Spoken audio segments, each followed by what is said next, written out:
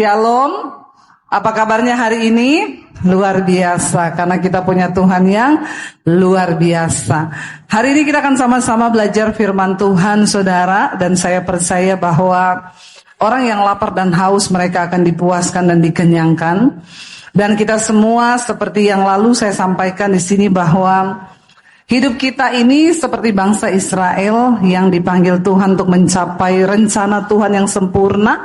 Dan itu adalah tanah perjanjian kita. Dan Tuhan mau kita hidup di dalamnya. Bagaimana di dalam hidup ini kita bisa mengalami rancangan keberhasilan dan keberuntungan.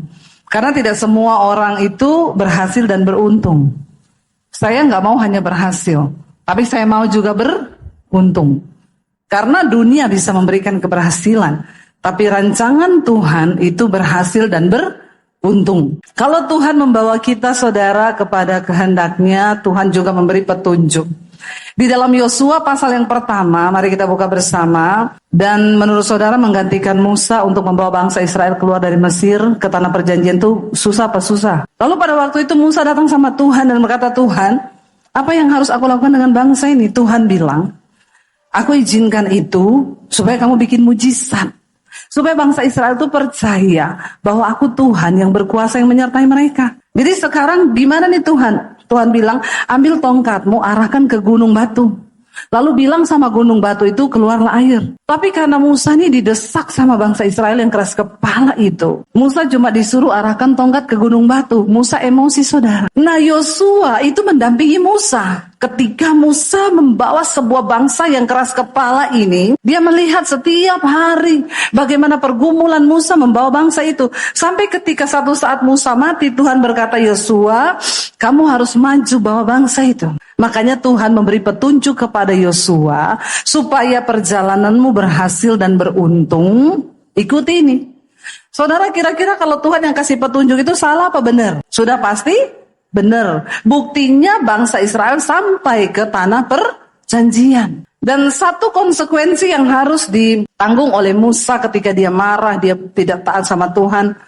Dia cuma sampai di Gunung Nebo. Dia cuma berdiri di situ dan melihat lembah Yordan, di bawah itu tanah perjanjian. Tapi Tuhan bilang, kamu tidak boleh masuk karena kamu melanggar perintahku. Kamu cuma sampai di situ.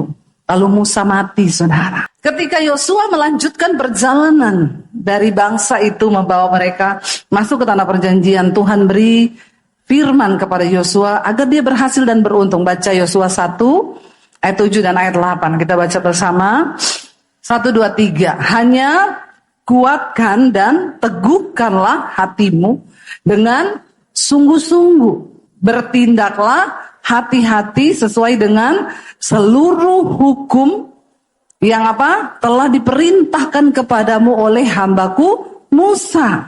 Janganlah engkau menyimpang ke kanan atau ke kiri. Supaya engkau beruntung kemanapun engkau pergi.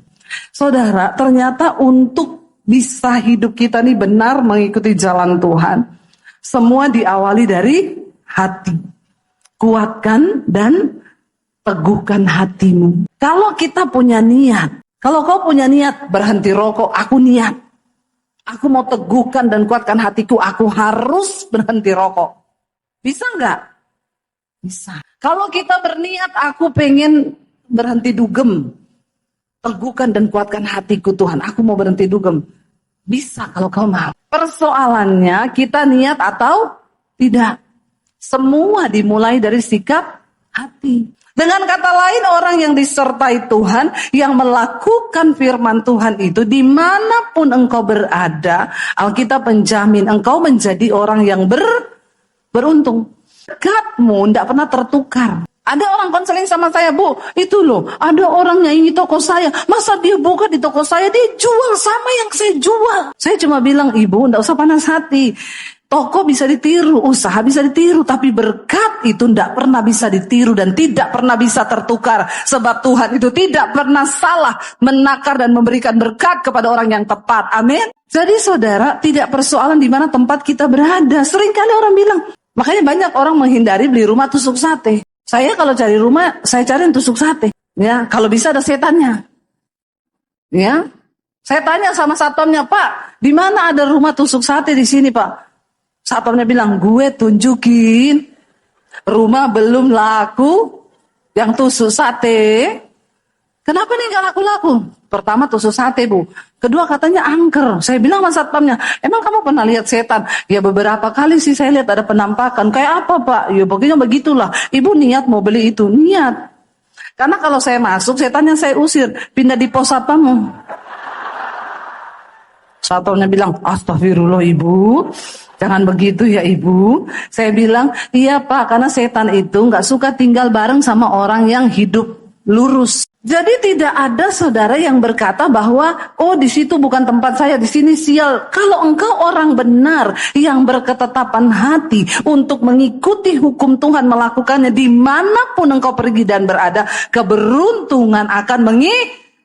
Itu kata firman Tuhan. Kalau hidup kita benar, berkat Tuhan itu mengikuti kita. Lalu yang kedua, ayat yang ke-8, Yosua, kitab Yosua 1 ayat 8, firman Tuhan berkata begini sama Yosua, baca. Janganlah apa? Engkau lupa untuk memperkatakan kitab Taurat ini, renungkanlah itu kapan? Siang dan malam. Supaya apa? Engkau bertindak hati-hati sesuai dengan segala apa yang tertulis di dalamnya. Sebab dengan demikian apa? Perjalananmu akan berhasil dan engkau akan beruntung. Kenapa kita harus memperkatakan firman itu siang malam? Kenapa kita harus merenungkan firman itu siang malam dan memperkatakannya dalam mulut kita? Karena kalau firman itu sering kita baca, kita taruh di hati, kita omongin, maka kita akan ingat. Contoh nih, kita mau marah, emosi saudara. Udah mau marah, mau teriakin orang. Tiba-tiba kita ingat firman yang kita hafal. Jangan marah, tinggalkanlah panas hati itu, sebab amarah itu mengerjakan sesuatu yang tidak berkenan di hadapan Tuhan. Lalu kita berkatakan, aku tidak mau marah, karena amarah itu mengerjakan sesuatu yang tidak berkenan di hadapan Tuhan. Dalam nama Yesus. Kita mau melakukan dosa nih, mau selingkuh. Ya, melakukan kenajisan, menonton film porno, tidak usah angkat tangan. Setiap kali kau tergoda untuk membukanya, ingat Galatia pasal 5 berkata bahwa keinginan daging itu telah nyata. Percabulan, kenajisan, hawa nafsu, nafsu jahat, iri hati, semua perbuatan daging itu adalah mendatangkan murka Allah. Dan barang siapa melakukan hal-hal itu, dia tidak mendapat bagian di dalam kerajaan Allah. Amin. Makanya dikatakan renungkanlah itu siang dan malam. Jangan engkau lupa memperkatakan firman itu supaya engkau bertindak hati-hati. Maka di mana ada kebenaran, di situ ada kemerdekaan. Amin saudara. Jangan kau biarkan tubuhmu itu menguasai engkau. Rasul Paulus berkata, karena itu aku melatih tubuhku ini dan berusaha untuk menguasainya sepenuhnya. Supaya jangan aku sudah memberitakan Injil, tapi aku ditolak oleh Tuhan. Kalau kita mau mengalami keberhasilan dan keberuntungan, bahkan sampai pada kekekalan, jangan lupa perkatakan kitab Taurat ini. Saya tantang saudara hafal ayat 1 hari 1. Pasti hidupmu berubah. Iya, pasti hidupmu berubah. Baca 1 ayat. Waktu engkau mau marah sama iparmu, waktu engkau mau kepahitan. Ya, lalu kita ingat, karena amarah itu menetap dalam hati orang bodoh. Dan hati orang yang kepahitan, barang siapa membenci saudaranya, dia adalah pembunuh manusia. Mana bisa kita kepahitan kalau firman sudah kita baca, kita perkatakan, kita renungkan siang dan malam. Itu yang Tuhan suruh, perkatakan saudara. Ya, kita lihat apa yang firman Tuhan katakan. Ulangan 30 ayat 11 sampai ayat 16 ya. Baca dengan suara yang keras. Sebab perintah ini yang kusampaikan kepadamu pada hari ini tidaklah terlalu sukar bagimu, tidak pula terlalu jauh. Bilang kanan kirimu, untuk melakukan perintah Tuhan itu tidak sukar. Baca bersama ayat berikutnya. Tidak di langit tempatnya sehingga engkau berkata, siapakah yang akan naik ke langit untuk mengambilnya bagi kita dan memperdengarkannya kepada kita supaya kita melakukannya. Perintah Tuhan itu tidak jauh, tidak sukar. Bukan di langit yang tidak terjangkau. Firman Tuhan itu berada sangat dekat, saudara. Jangan bilang susah, karena itu dekat dengan kita, bukan di langit yang tidak terjangkau. Apalagi saudara yang sudah mengerti firman Tuhan, apalagi saudara yang sudah punya Alkitab, itu perintah yang dari Tuhan, saudara. Itu yang harus kita lakukan. Lalu ayat yang berikutnya berkata apa? Juga tidak di mana? Tidak di seberang laut tempatnya, sehingga engkau berkata, siapa yang akan menyeberang ke sana untuk mengambilnya bagi kita dan memperdengarkannya kepada kita supaya kita melakukan. Perintah Tuhan itu tidak jauh, bukan di seberang laut, cuma di dekat kita. Lo lihat ayat berikutnya, tetapi apa? Baca bersama. Tetapi firman ini sangat dekat padamu, yakni di mana? Di mulutmu dan di dalam hatimu. Untuk apa? Untuk dilakukan. Saudara, Alkitab berkata begini, Allah itu menuliskan hukum-hukumnya di dalam hati manusia. Sejahat apapun manusia itu, di hatinya itu ada hukum Tuhan. Entah dia percaya Yesus, entah tidak. Yang namanya manusia, Tuhan sudah menulis hukum Tuhan itu di dalam hatinya, saudara. Nyuri duit orang tua. Kenapa anak kecil dulu kalau nyuri, termasuk saya, kalau nyuri orang tua punya uang, diam-diam. Karena saya tahu itu salah. Enggak ada yang mengajarkan kepada saya bahwa itu salah. Karena ada hukum Tuhan dalam hati manusia. Makanya manusia itu tahu mana yang benar, mana yang salah. Makanya Tuhan bilang tidak jauh firman itu, perintah itu tidak jauh, dia berada di hatimu dan di mulutmu untuk dilakukan. Persoalannya sekarang orang Kristen pada nggak mau untuk hidup melakukan firman Tuhan. Firman itu dekat di hati dan di mulut. Lalu apakah firman itu? Ayat berikutnya berkata begini. Coba kita baca ayat yang berikutnya. Ingatlah, aku menghadapkan kepadamu pada hari ini apa?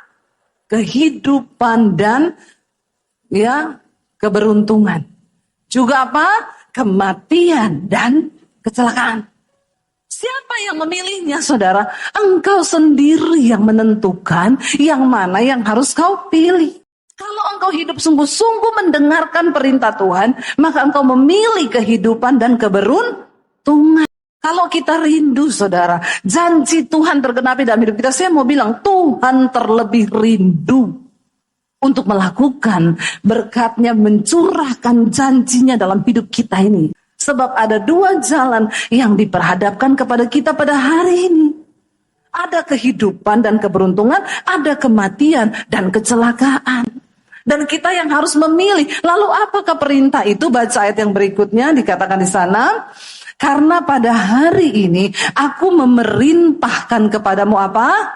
Untuk mengasihi Tuhan Allahmu dengan hidup menurut jalan yang ditunjukkannya. Dan berpegang pada perintah, pada ketetapan dan peraturannya. Supaya apa? Engkau hidup dan bertambah banyak dan diberkati oleh Tuhan Allahmu di negeri kemana engkau masuk untuk mendudukinya. Sesulit apapun hidup ini, seberat apapun aku harus berusaha mengalahkan kedaginganku, aku berketetapan hati untuk mengikuti Tuhan. Ada hal juga yang membuat hidup kita ini gak beruntung. Buka Amsal 28. Amsal 28 ayat 13, saudara. Di sana firman Tuhan berkata begini, kita baca sama-sama 1, 2, 3. Siapa menyembunyikan pelanggarannya tidak akan beruntung. Tetapi siapa mengakuinya dan meninggalkannya akan disayangi. Ayat yang berikutnya 14. Berbahagialah orang yang senantiasa takut akan Tuhan. Tetapi orang yang mengeraskan hatinya akan jatuh dalam malapetaka. Siapa menyembunyikan pelanggarannya tidak akan beruntung. Berbahagialah orang yang senantiasa takut akan Tuhan. Tetapi orang yang mengeraskan hati akan jatuh dalam malapetaka. Ayo kita jalani waktu sisa hidup kita yang tidak berapa lama ini. Karena kita sedang mempersiapkan diri menyambut kedatangan Tuhan kali yang kedua. Tidak ada satupun yang tertinggal. Karena kalau kita tertinggal itu sama dengan kebinasaan. Ya, dosa di dunia ini semakin merajalela. Tapi Tuhan mau kita menjadi anak-anak Tuhan yang dikuduskan dan dipandang layak untuk memperoleh berkat dan janji Tuhan. Amin, saudara. Bangkit berdiri bersama di hadapan Tuhan. Bilang sama Tuhan, kalau kami hidup Tuhan, kami mau hidup bagi. Kami tahu kami sedang ada di hari-hari yang terakhir. Kami sedang berpacu dengan waktu yang sisa yang Tuhan masih beri.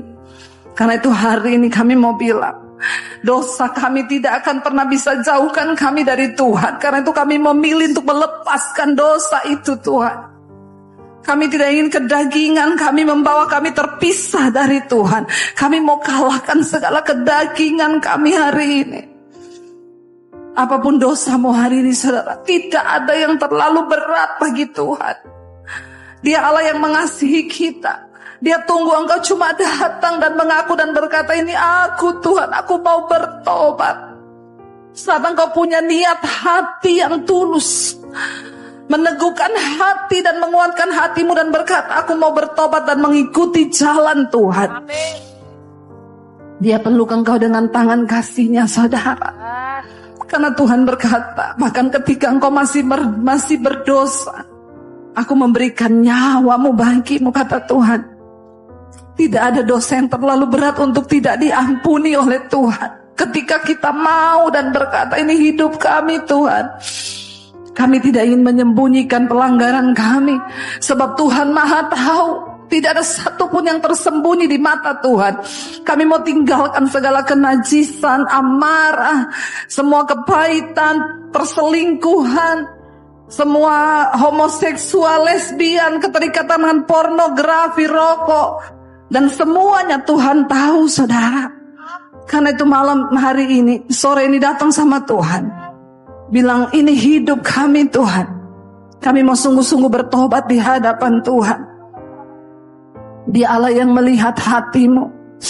Dia Allah yang melihat niatmu hari ini yang mau berkata, Tuhan, biar Engkau turut bekerja, Tuhan. Mampukan kami Bapa. Mampukan kami Tuhan. Untuk bisa hidup menyenangkan Tuhan. Karena kami tahu Tuhan, kasih-Mu itu besar bagi kami.